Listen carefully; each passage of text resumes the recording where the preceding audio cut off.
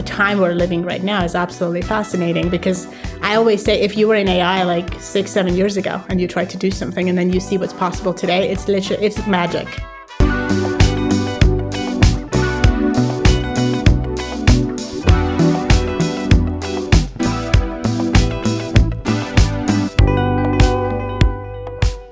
Hi, welcome back to the Restive Perspective. I'm Cameron Peake, where we tell the stories of female CEOs and the journeys they took to start their companies.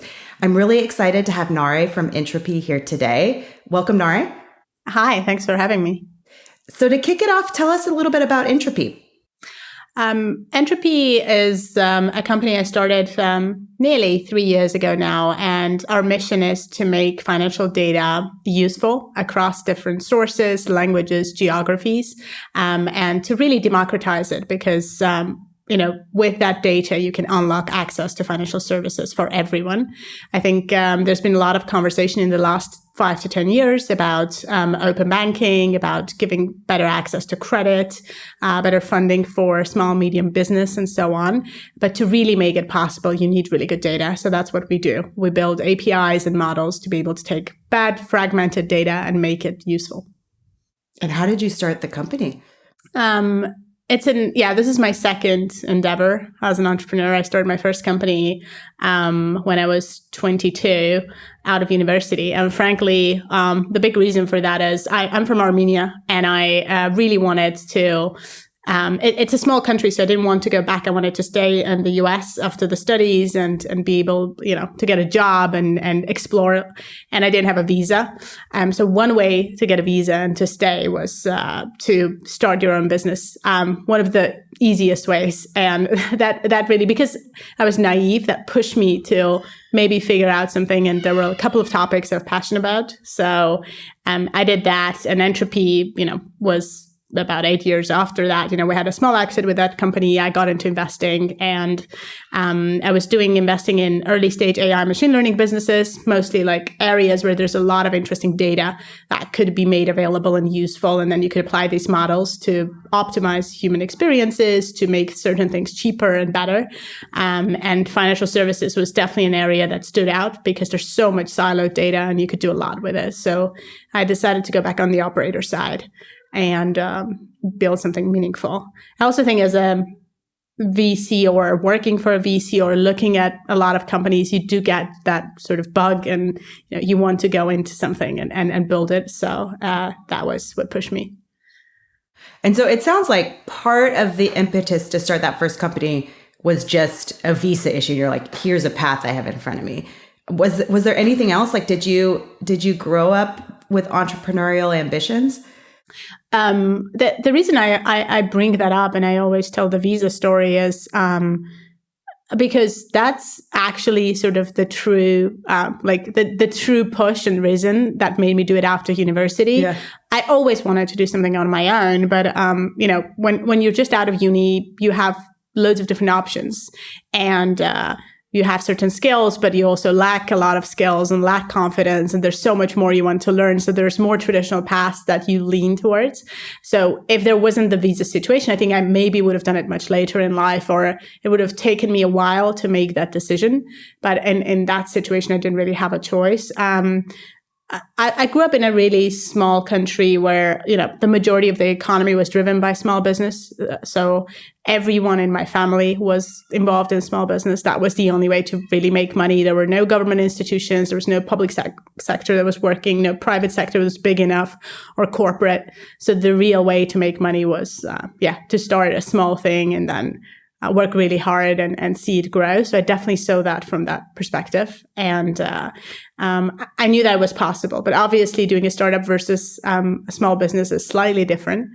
Although I didn't know it back then. I think sometimes, the more naive you are and the less options you have, the better it is, because it's almost like if you're very comfortable, you tend to think that you have a lot to lose, right? Because, what if I lose my salary? I'm used to it. Or I'm on a career ladder. Like I can lose that, or I can lose the respect of my parents because I won't be earning for, for a period of time, or my friends. And when you're pushed into situations where you don't have much choice, I think it's easier to make a jump like that. So one thing I hear a lot from founders, and I think having gone through it twice, you can probably agree, is that you never know what you don't know.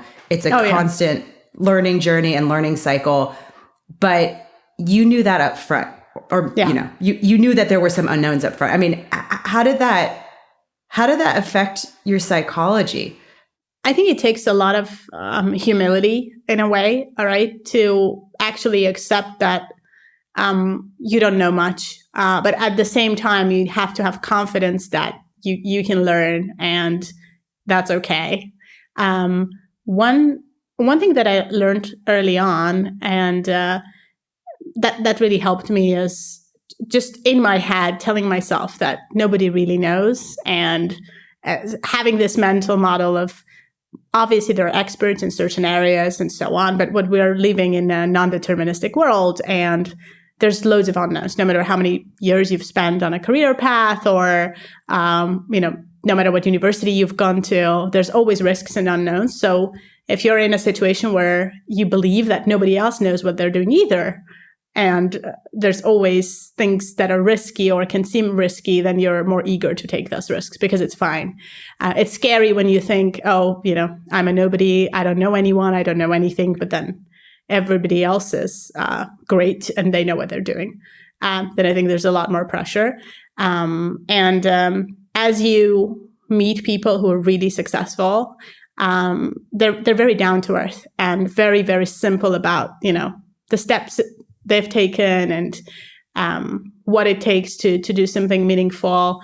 And that helps, right? Because it gives you a mental model. Okay, if they're down to earth and they say this is how you do it, and it's not that scary, then maybe you can take that step too. So yeah. And I think the internet is awesome as well. Like I've really, like YouTube, the internet, like watching people pitch stuff and learning about companies that became something out of nothing. It just keeps you keep learning about that and listening to it, and eventually you believe it. And that's amazing.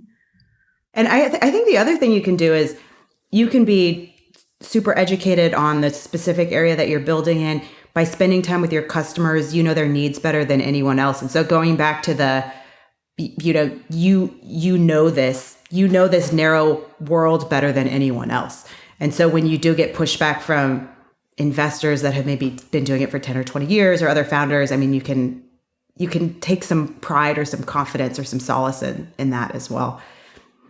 Yeah, spending time with customers and just listening to people and what they want is probably the biggest way to get confident in what you're doing, right? And getting that feedback. And yeah, if your customers like what you're doing, doesn't matter what everybody else thinks almost, your investors and the world will align. So let's fast forward. I mean, you decided to do it again, and you mentioned that you're feeling kind of itchy to operate. Any other kind of burning desires to jump back? Like what finally made that push over into starting a company again?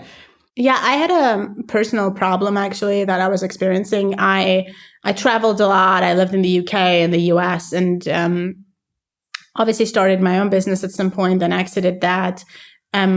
I never had like a stable credit score anywhere. And every time I was about to rent a flat or we're trying to get a mortgage, there's always like a barrier. Oh, you don't exist in a database, or you have to take all these steps, or you have to pay like 8 months upfront to get an apartment in New York City, which is like even 1 month is expensive, let alone 8 months upfront. That's like buying a house in other places.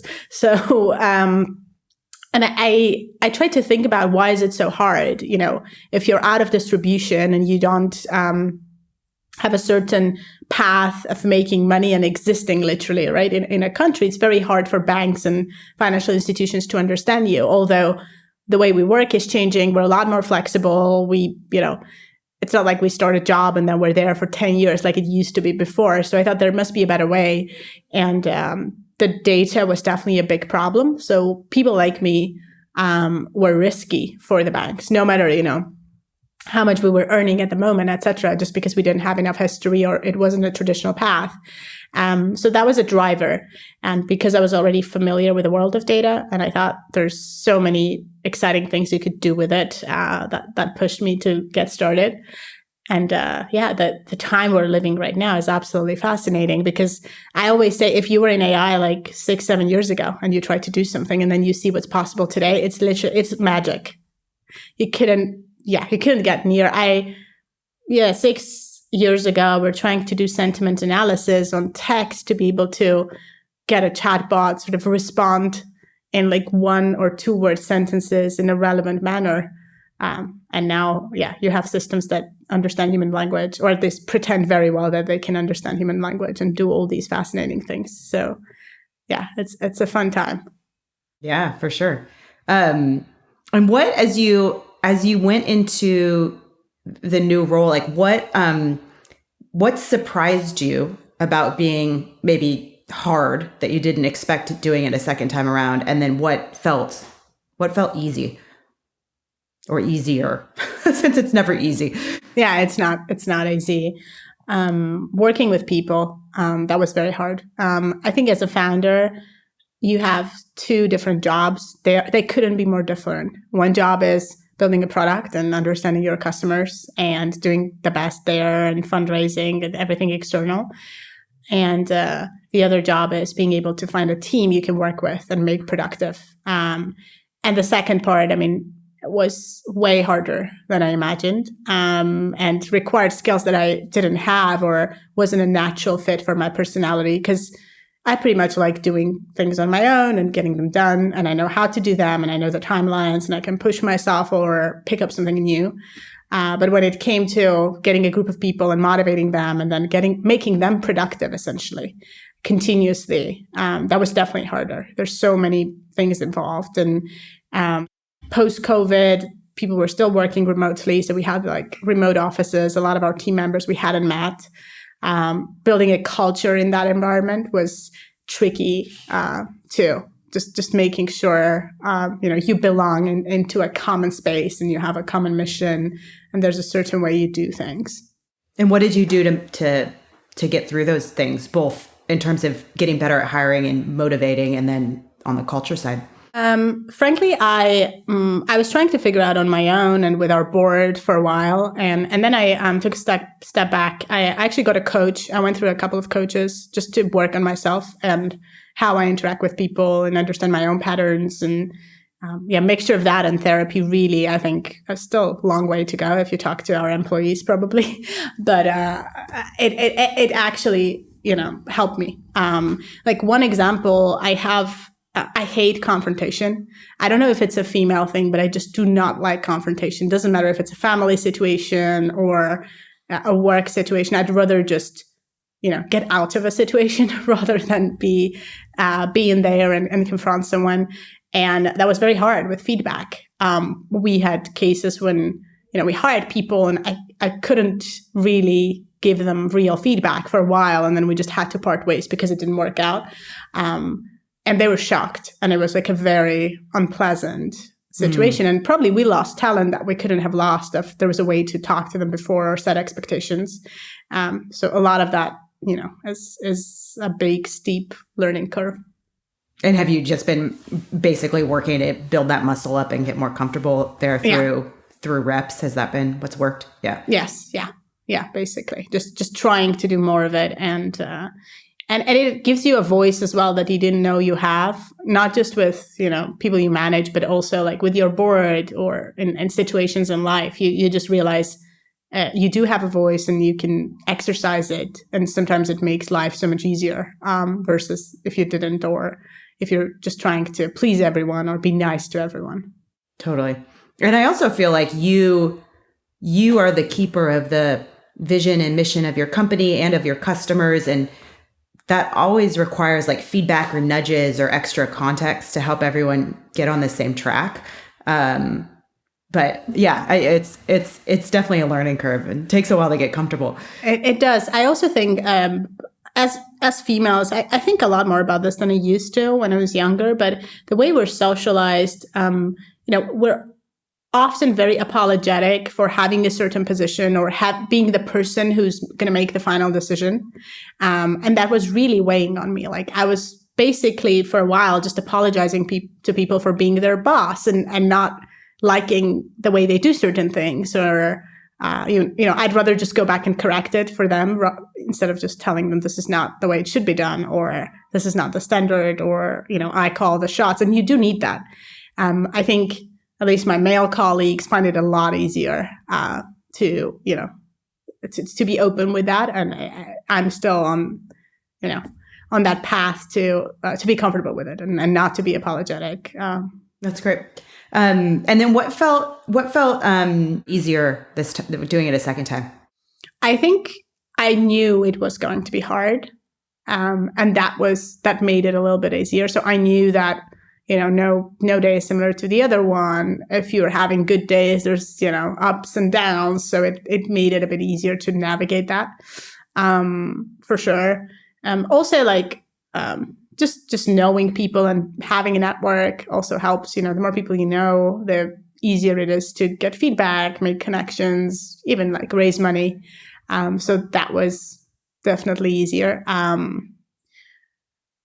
Managing my personal mental health, not easier, but again, because I knew it was going to be hard, I think I said a lot of things differently from the beginning to make sure I can manage that, because this is, very long-term journey. And if you don't take care of yourself, for a while, you're the most important resource, or one of the most important resources your company has. So if that's not productive or not working out, then nothing else will. I think that was something I learned along the way. So tell me about fundraising this time around.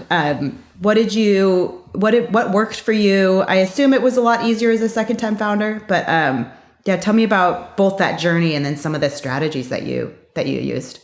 It's funny, every time you, even at the same company, just raising rounds, every time you get out of raising a round and the money lands on your bank account, you think, okay, I know how to do it this time. And then time passes, you build stuff, and then next time comes and you're like, oh yeah, hell, how am I going to do this? So it's a very immersive experience in a way. And there's certain things you do learn, treating it as a sales process and having a CRM of leads and pushing them through the funnel.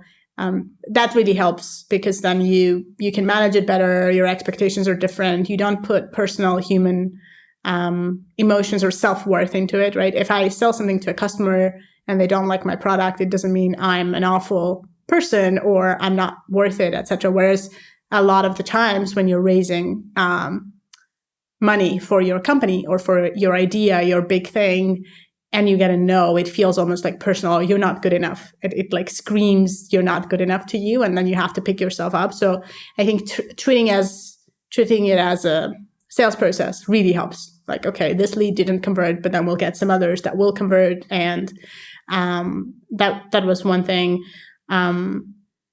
Also, one of the things we used that I think can really help.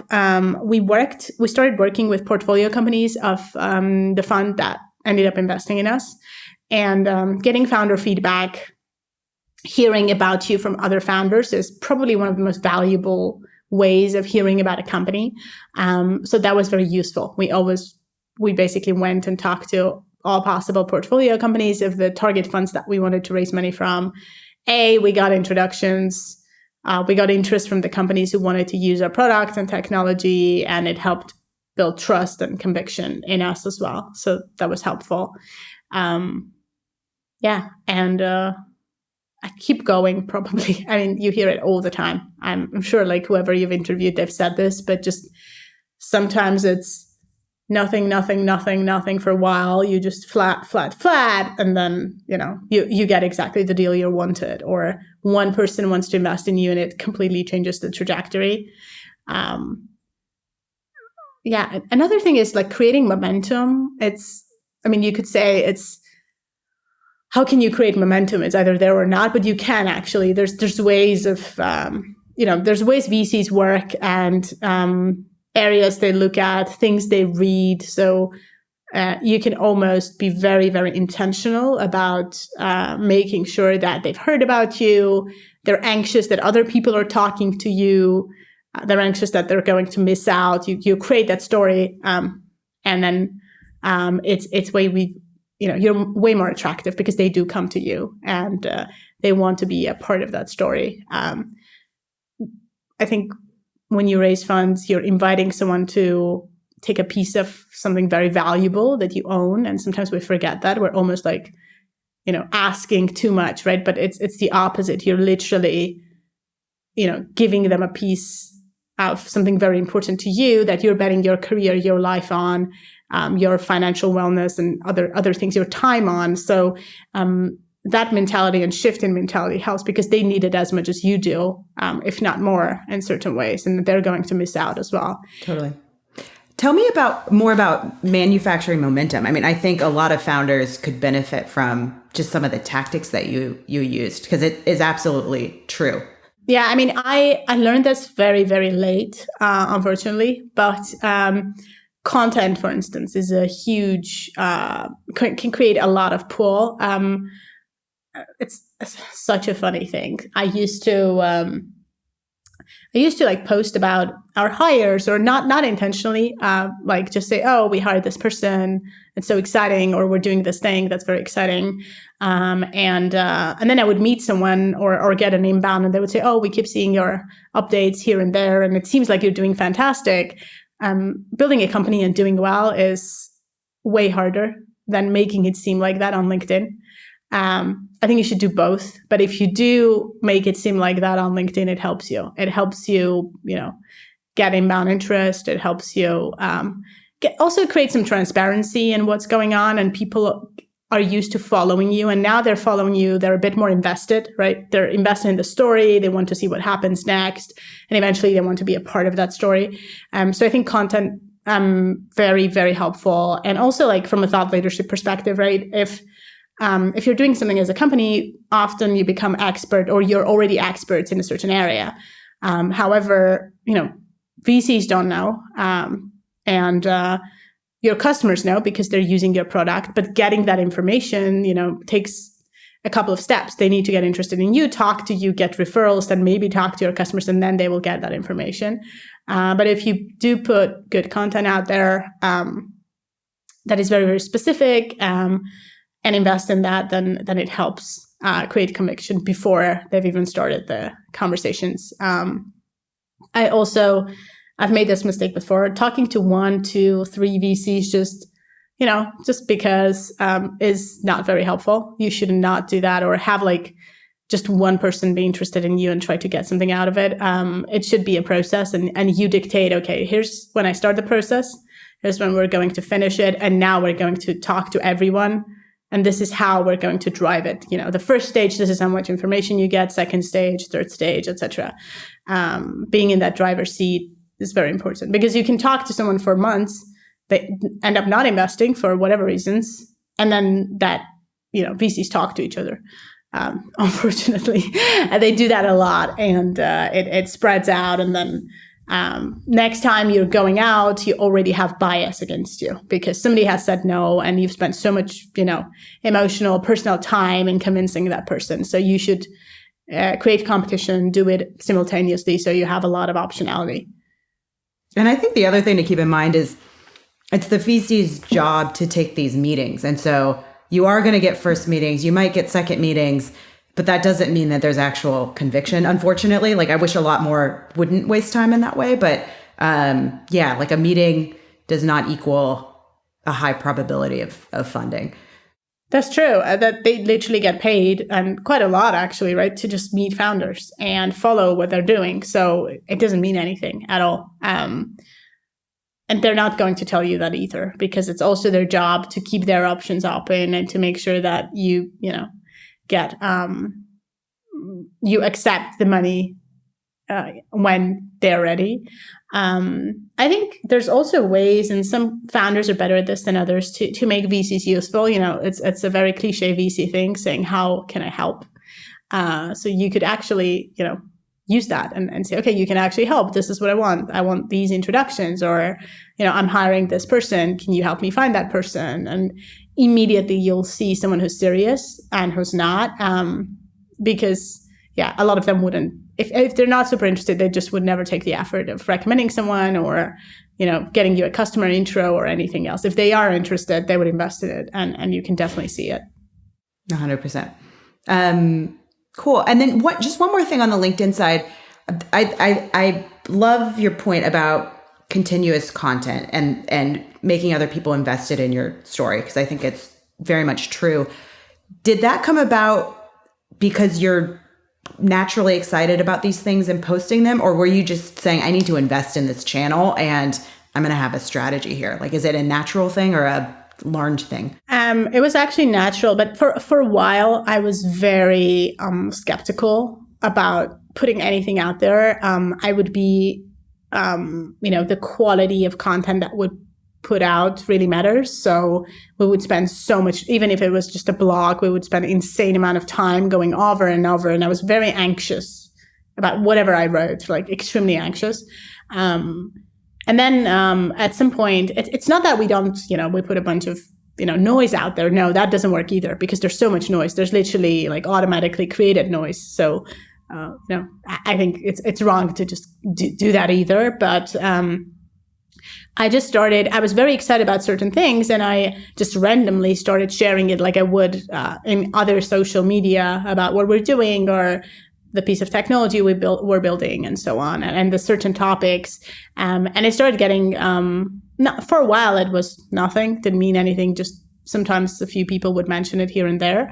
And we're still at the beginning of that journey, but then we started seeing actually conversion, like people who would come to our website and register, that would come from LinkedIn, or you meet somebody, whether it's a candidate you're trying to hire or a VC, and they say, oh, I know, you've talked about this thing on LinkedIn, or I've seen you on Twitter, etc. So you realize it's working, and then you start investing in it more, and you realize consistency matters, and format matters, and there's like certain things you can do that make it better. What are those things? Like one in terms of like different platforms, there's different algorithms favor different things. I still haven't figured out Twitter. It's bizarre to me. It's like it's so hard. I feel like I have friends who are extremely successful on Twitter, and but it's hard. Like I don't know how to. Sometimes you have a bunch of followers and you get 3 views, and then you get very depressed about posting anything. But on LinkedIn and across different platforms, I think making your content a certain length, for example, so that it's readable. It's not too short, because that's not Twitter, so it's not a similar platform as Twitter. That's not how people consume it. But making it a certain length and using a certain language that's more that's better fit for the platform. Those things are definitely helpful. Not posting links, very simple trick, but I learned that if you do post links in your post, then LinkedIn deprioritizes them. You should always do that in comments. And there's many of this. I'm still, learning myself. I wish there was like a crash course of getting all that and figuring it out. But as you do stuff, you start seeing what works, what doesn't, the views you're getting. I would say personal profiles in all these networks are way more powerful than company profiles, because people follow people. So that's something to keep in mind. People are following you as a person. So while you're talking about your company or certain technology or areas, it's you as a person. So developing a voice and how you speak and being authentic is overused, but just, figuring out who that self is that you're trying to share with the world, because that's what people are interested in. They'd never go to like a generic company name and follow that company, unless it's like a huge company and they already know about it and they're massive, maybe. But in other cases, you hear from people. So you should create content as a person versus a company. Totally. What's next for Ntropy? Yeah, that's a good question. We've had a lot of climbing the mountain experience from a lot of perspectives. When we started the company, the whole area of quality data or making data better quality in finance was new. It was a lot of VCs and even customers regarded this as a feature, part of other platforms or things they were using. I think right now, with what's available and possible to do with the data and all the tooling with generative AI and language models and vision models, it's top of mind, because if your data is bad, then you can't do much. And that's completely changed the trajectory and the interest we're seeing on the market and the momentum. So that's very exciting. Sometimes I like to tell it to people who are just getting started, you almost have to wait and struggle enough until, it makes sense if you're early with an idea or if, it's not that apparent yet, right? But that's also how you build certain assets because you're earlier than other people. So for us, we don't have to prove to people anymore that this is something they need or it's worth investing in or educate them. I think we're still at the beginning, but there's a wider realization, and then it's much easier. So we now need to figure out how to scale, sales effort and commercial, how to do it in different geographies, because Ntropy was built to be a global company, and this data has to be global because the financial system is global. I think there's so much opportunity there. So there's that challenge. So I'm super excited about the next step of okay, we've learned what works. Now people really want this and need this, and we need to scale it across different use cases, different geographies, work with way more companies, hopefully keeping a lean and productive team. Cool. And then last question, what advice do you have for women that are contemplating going into the CEO seat? They absolutely should. I think I've repeated this a couple of times, and it takes a certain mindset to realize it. But the risk that you think you're taking is not, as big. It's not as scary. There's a career you can build even if nothing goes to plan. And there's learnings and respect and network. And there's just so much you're going to get out of it, no matter the outcome, right? So I think tying your decision to get into something to an outcome is a completely wrong way of thinking about it. And I still haven't heard about anyone who's started a company and then it hasn't worked out and they haven't found a fantastic landing, done something else, and then maybe come back and build another business. I think the risk that you think is there is not that big. It's an amazing career choice. And it's also the only way of shaping a culture, people you work with, certain technologies that are going to impact people's lives, right? Like literally to design and be in the driver's seat for all those things. You don't get to do that in other positions. It's much harder. I think if you've been there for a while and you've seen different things and learned and said, okay, this works, this doesn't, this is how I would do it, then you should just take the step and do it, because this is one of the ways to actually get it done the way you would do it. And you'll discover a lot about yourself as well in the meantime. Amazing. Well, Thank you so much for joining us today. It was great to have you. I really enjoyed it. Thank you for having me. Thanks for watching the show today. For more information, go to restive.com/blog. Check out the show notes. And if you'd like to see future episodes, subscribe on YouTube. Thanks.